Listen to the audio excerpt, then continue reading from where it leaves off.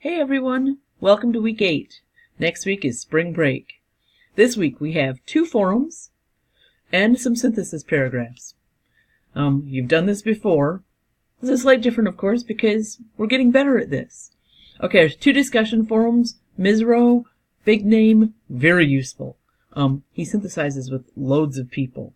He talks about frame of reference, our thoughts, and how to change those, transformative learning. But he also talks about autonomous thinking. And a lot of people, because it's in the second half of the paper, don't get to that.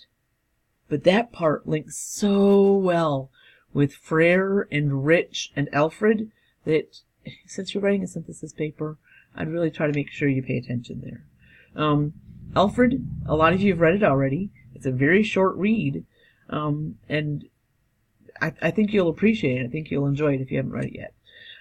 Also, the synthesis paragraphs this week, they're slightly different than previous ones. This time you're focusing on the differences. So, you've always, when you put sources together, you're supposed to have 3 to 8 sentences explaining how they related to each other. At this point, you need to emphasize how they are not just agreeing. That sort of synthesis will kill you. Okay, it won't really kill you. That was a little, I don't know, dramatic. But it will hurt you with this audience. Your goal is to show diverse perspectives, right? So, please make sure that you point out how they are looking at it differently. Or they may be similar on several points, but they have this nugget that's significantly different and worth noting. Spend some time finding the differences between them. And since they're different sources, there's always a difference. So that's what you're working on this week. To help you out, I'm just going to give you some advice. It's up to you. You can pick any 2 sources. You can pick sources from anything we've read before or anything coming up. Go ahead and pick whatever sources you want to use. But if you go ahead and start thinking of our next essay, it's a problem in adult learning, something that hurts your learning. You start with that problem, and there's a nice video here and a place that walks you through it. But if you think of that problem now, and you problematize it, you break it down for your subpoints, you could use those for these synthesis paragraphs, and then you could use them from your paper later. You could use the synthesis paragraphs because you'll get feedback on them, and you could use that in your next paper. That'd be thinking ahead. That could be really worthwhile to you. As long as you have 2 sources and 2 different paragraphs and you stress differences, you'll still get full credit for this.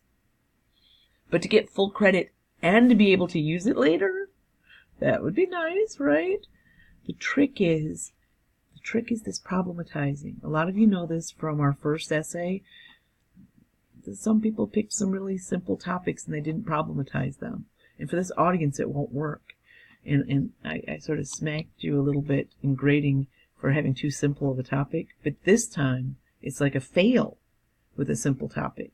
No matter how great your sentences are, no matter how beautiful your paragraphs are, it doesn't even matter how good your synthesis is.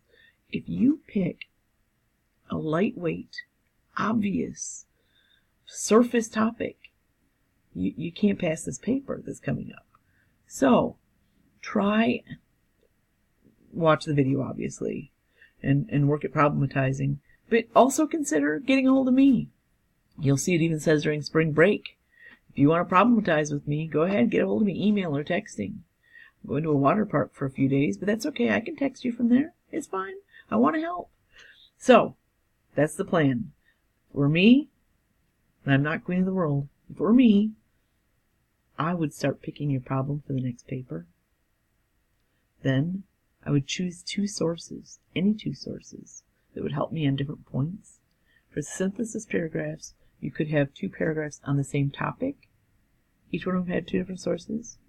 Or you could pick different issues, different ideas to have 2 different sources on. But you need to have 2 different sources, at least, in each of those paragraphs, because we're just practicing that skill again, stressing differences between them, not just similarities, and they can be any sources that we've ever read, watched, looked at, saw. from before or in these afters. I have a lot more sources available for you. All right. That's where we're at. Get a hold of me if you need anything. I'm here. Talk to you later.